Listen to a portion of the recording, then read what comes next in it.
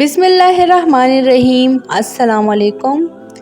درود پاک وہ عظیم تحفہ ہے جو اللہ تعالیٰ نے امت محمدیہ کو عطا فرمایا ہے۔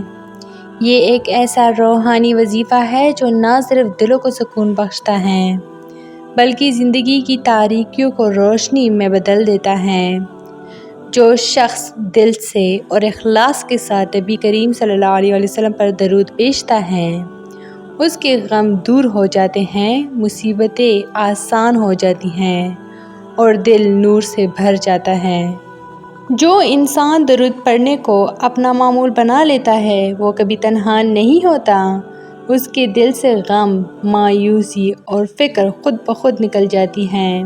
حضور صلی اللہ علیہ وسلم نے فرمایا، جس نے مجھ پر ایک مرتبہ درود بھیجا اللہ تعالیٰ اس پر 10 رحمتیں نازل فرماتا ہے، اس کے 10 گناہ معاف فرماتا ہے اور اس کے 10 درجات بلند فرماتا ہے۔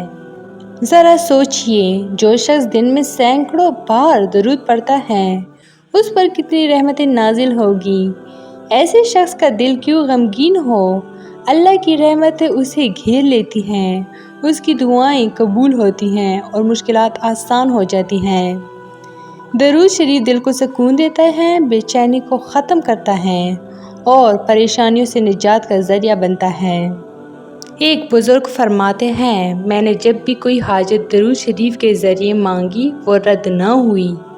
تو آئیے ہم بھی اپنی زندگیوں میں درود پاک کو لازم پکڑیں۔ صبح و شام، چلتے پھرتے، سوتے جاگتے، ہر لمحے زبان کو درود سے تر رکھیں۔